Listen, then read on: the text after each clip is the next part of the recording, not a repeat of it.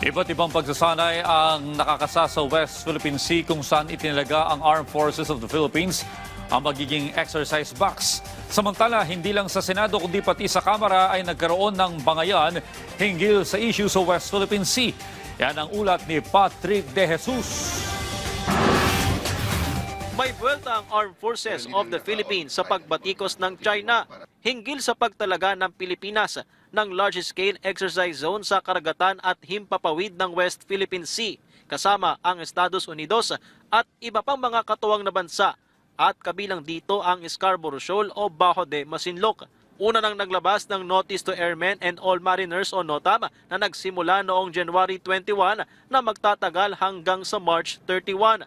Pinakauna sa naging aktibidad ang Maritime Cooperative Activity sa pagitan ng US Indo-Pacific Command at AFP noong nakaraang linggo na nilahukan ng mga barko at aircraft ng dalawang bansa. Ayon sa AFP, hindi pag-uudyok ng gulo ang mga isinasagawang pagsasanay ng bansa sa loob ng ating exclusive economic zone. Areas that we have sovereignty, sovereign rights, and jurisdiction. It includes Bajo de Masinloc. It is more than 600 nautical miles from mainland China. No provision of international law supports their claim or their accusation. On the other hand, many more such activities and notices will be issued in the coming months. Muli ring iginiit ng AFP na may mga ebidensya kung sino ang gumagawa ng gulo at panghihimasok sa karagatan. Historically, the Philippines has been on the receiving end of coercive and aggressive actions. We have not claimed what is not ours. Numbers do not lie. People do. Each time we have an activity, we issue notices either to airmen or mariners. The other side is just making a big deal out of it.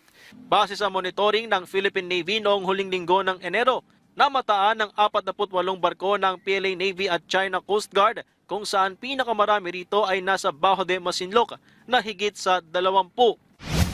Samantala, hindi lang mga mamabata sa Senado ang nagkakaroon ng bangayan hinggil sa usapin sa West Philippine Sea. Sa Kamara, nagkainitan sina Minority Floor Leader at 4-piece Party List Representative Marcelino Libanan at Cagayan de Oro 2nd District Representative Rufus Rodriguez. Sa isang privilege speech, ipinunto kasi ni Libanan na dapat ay maging profesional ang mga opisyal ng gobyerno sa paglalabas ng pahayag.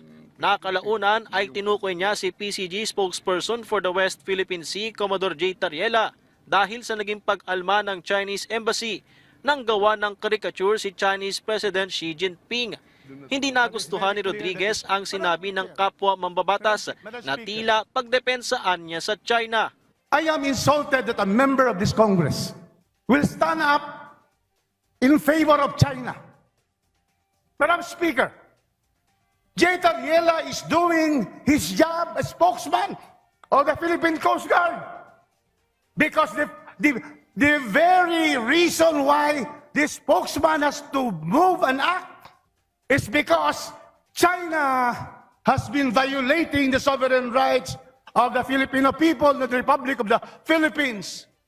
For so many years, I cannot understand why we are protecting China, who has been the cause of all this aggression. I am not defending China, Madam Speaker. As I said in my speech, what I am saying is that we have to act with professionalism, discipline, and manage our international relations properly, Madam Speaker. Nagbanta naman si Rodriguez na maghahain ng ethics complaint laban kay Libanan. Para naman sa AFP, malinaw nila ang saklaw ng West Philippine Sea at ang kanilang tungkulin na protektahan ito.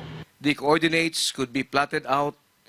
Anybody will understand na ito ay maliwanag na sa atin 200 nautical miles, 24 nautical miles, 12 nautical miles from our baselines. Amid the noisy environment, your AFP will keep performing its mandate with our heads held high. Patrick De Jesus para sa Pambansang TV sa Bagong Pilipinas.